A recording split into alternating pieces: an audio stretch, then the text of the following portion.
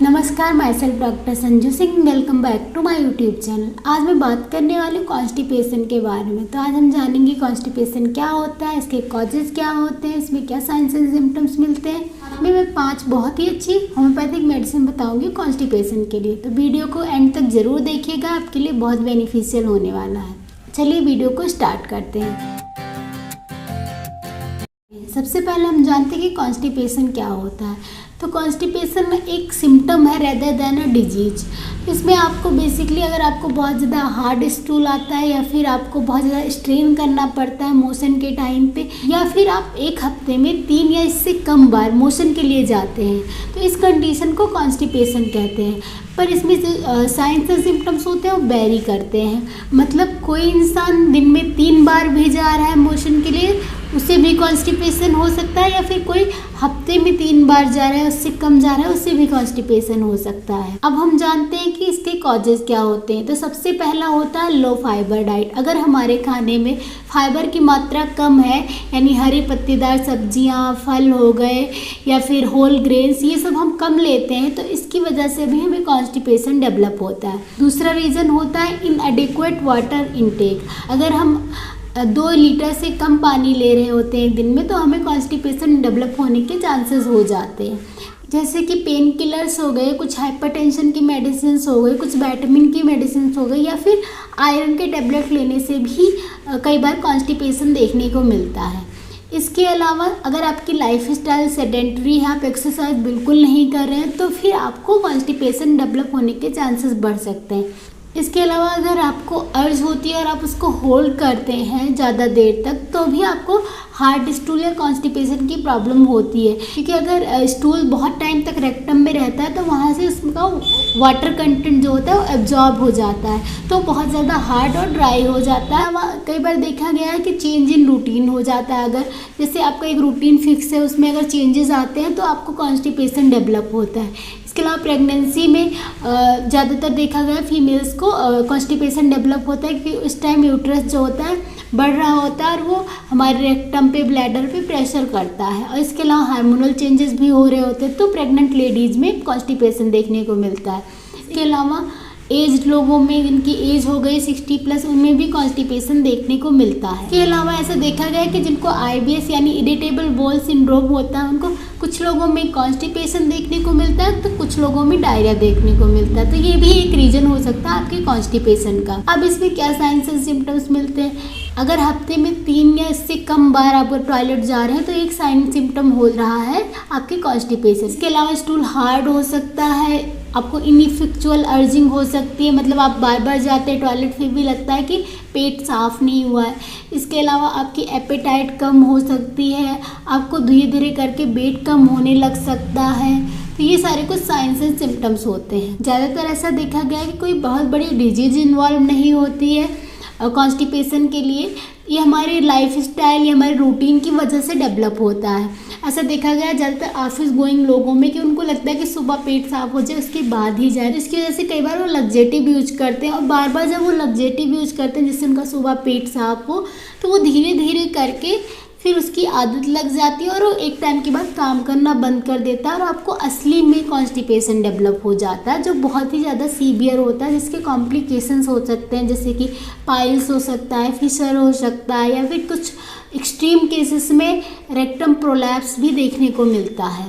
तो अब हम इसके मैनेजमेंट की बात करते हैं। तो सबसे पहला होता है लाइफ स्टाइल चेंजेस, जिसमें आपको क्या करना है, अपनी डाइट में अच्छे अमाउंट में फाइबर ऐड करना है।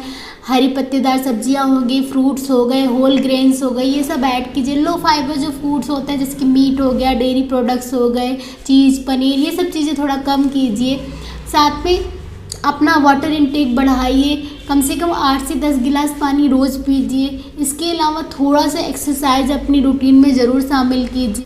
इसके अलावा जब भी आपको अर्ज होता है तो आप उसको होल्ड ना कीजिए, ट्राई कीजिए कि आप जब भी अर्ज होता है उसी टाइम टॉयलेट जाएं। इसके अलावा कुछ लोगों में ऐसा देखा गया कि सुबह में 2 गिलास पानी पी लिया या फिर लेमन हनी जूस पी लिया, ऐसा सब करने से उनको फिर मोशन हो जाता है, या फिर योगा कर लिया थोड़ा, तो उसकी वजह से उनको मोशन हो जाता है। इसे गैस्ट्रोकोलिक रिफ्लेक्स कहते हैं। जब भी आप कुछ खाते हैं तो हमारे पेट से धीरे धीरे करके पेरिस्टाल्सिस मूवमेंट स्टार्ट होते हैं और वो धीरे धीरे करके हमारे रेक्टम तक पहुंचते हैं। तो ये 4 से 5 मिनट में फिर हमारे रेक्टम तक पहुंचता है और वो उस टाइम पे हमको अर्ज फील होती है मोशन की। तो अगर आपका ये डेवलप हो जाता है तो ये भी बहुत अच्छी बात होती है, एक अच्छी हैबिट होती है। तो आप ये कुछ चेंजेस कीजिए अपनी लाइफ स्टाइल में, तो आपको इससे अपनी कॉन्स्टिपेशन की प्रॉब्लम को दूर करने में फ़ायदा मिलेगा। अब मैं 5 बहुत ही अच्छी होम्योपैथिक मेडिसिन बताती हूँ। अगर आपको लाइफ स्टाइल चेंजेस के बाद भी फ़ायदा नहीं आ रहा तो आप ये मेडिसिन लीजिए, आपको श्योरली बहुत ही ज़्यादा रिलीफ मिलेगा। हमारी सबसे पहली मेडिसिन है एलोमिना 30 पोटेंसी में। एलोमिना बहुत ही इफेक्टिव मेडिसिन होती है, स्पेशली जो फीमेल सेडेंट्री होती है या फिर बच्चों में जो बॉटल फेड बेबीज़ होते हैं, अगर उनमें कॉन्स्टिपेशन हो रहा है या ओल्ड एज में अगर कॉन्स्टिपेशन हो रहा है, कोई डिजायर नहीं होती है मोशन की जब तक बहुत ज़्यादा एक्यूमुलेशन नहीं हो जाता है। इसके अलावा ऑप्टी स्टूल भी है अगर, तो बहुत ज़्यादा स्ट्रेन करना पड़ता है तभी आता है। अगर ऐसी कंडीशन है तो आप एलुमिना लीजिए, आपको बहुत फ़ायदा मिलेगा। हमारी दूसरी मेडिसिन है ब्रायनिया 30 पोटेंसी में। ब्रायनिया के जो पेशेंट होते हैं उनको जो स्टूल होता है बहुत ड्राई होता है, हार्ड होता है, बहुत लार्ज होता है, साथ में बहुत पेनफुल होता है। इसके अलावा जो ब्रायनिया के पेशेंट होते हैं उनको प्यास बहुत लग रही होती है, पानी ज़्यादा पीते हैं। हमें ब्रायनिया के जो पेशेंट होते हैं उनकी टंग जो है वो थिक वाइट कोटेड होती है। इसके अलावा हॉट वेदर में ज़्यादा दिक्कतें अगर आपको बढ़ती हैं तो आप ब्रायनिया लीजिए, आपको बहुत रिलीफ मिलेगा।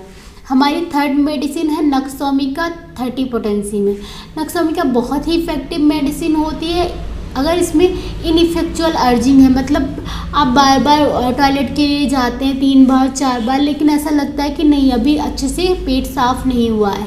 इसके अलावा इसके जो पेशेंट होते हैं उनकी स्टिमुलेंट्स लेने की आदत होती है, यानी टी, कॉफ़ी, सिगरेट, स्मोकिंग ये सब ज़्यादा करते हैं। सेडेंट्री लाइफ स्टाइल होती है, स्पेशली जो स्टूडेंट्स होते हैं ज़्यादातर रूम में बंद हैं, पढ़ाई कर रहे होते हैं, या फिर जो ऐसे काम में हैं जो ज़्यादातर बैठे रहते हैं। बहुत टाइम पुरानी ये क्रोनिक अगर कॉन्स्टिपेशन की प्रॉब्लम है, साथ में अब उनको पाइल्स भी डेवलप होने लगा, तो ऐसी कंडीशन में नक्सोमिका बहुत ही हेल्पफुल होती है।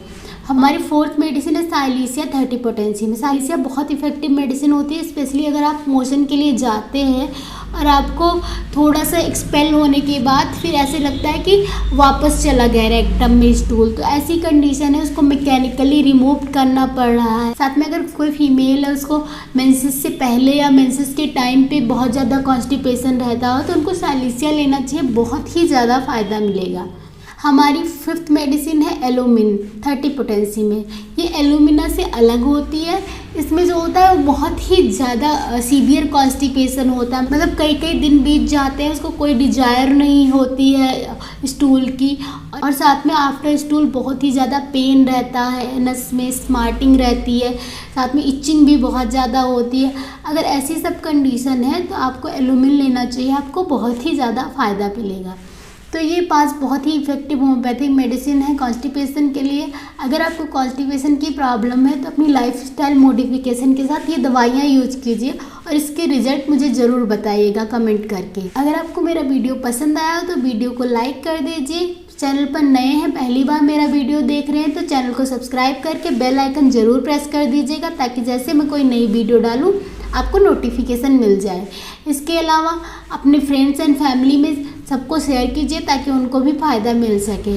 और भी टिप्स एंड ट्रिक्स के लिए आप मुझे इंस्टाग्राम पे फॉलो कर सकते हैं, लिंक मैं डिस्क्रिप्शन बॉक्स में प्रोवाइड कर दूँगी। इसके अलावा अगर आप किसी और टॉपिक पे वीडियो चाहते हैं तो वो भी कमेंट बॉक्स में ज़रूर बताइएगा, मैं ट्राई करूँगी मैं उस पर भी वीडियो बना सकूँ। और आपकी कोई क्वेरी या सजेशन है तो वो भी कमेंट बॉक्स में ज़रूर बताइएगा। मिलती हूँ अगले वीडियो में, तब तक के लिए stay healthy stay active. Thank you so much.